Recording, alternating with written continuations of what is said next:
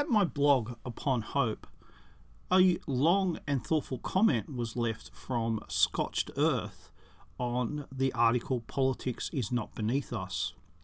Basically, he asked, why do we have to fight? Why can't we just be left alone?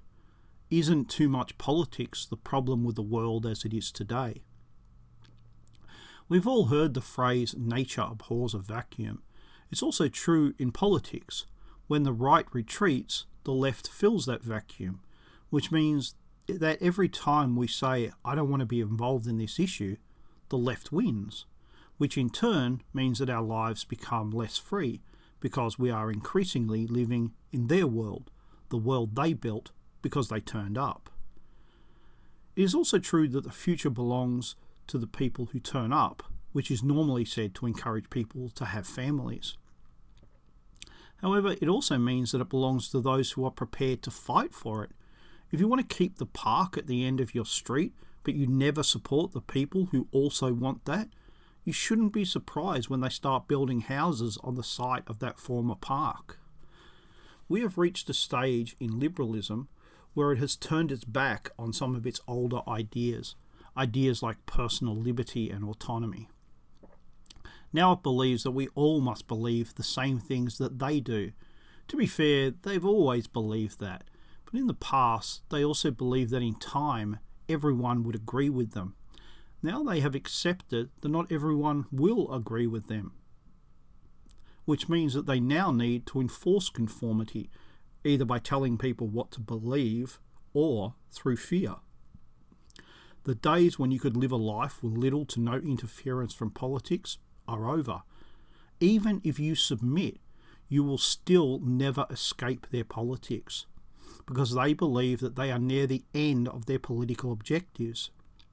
They believe that not only are they winning, but that they have won for all time.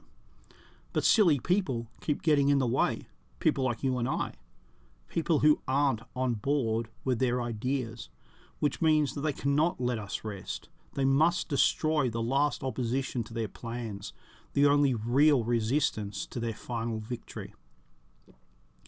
However, that is not true. It is what they believe, but it isn't true. The truth is that they are fighting a war against reality. People are not equal. Men and women are not interchangeable. Men and women cannot change into the other. They are not on the verge of victory. That does not mean that they are going to stop or that they cannot still gain smaller victories. They can, and they will. So to answer the first two questions, we fight because we're under attack and because they will not leave us alone. But your final question needs its own answer. Too much politics is a major problem today. It affects everyone and everything, and it would be better if that was not the case. But it is, which means that if the enemy has tanks, then we need tanks. If they have planes, then we need planes.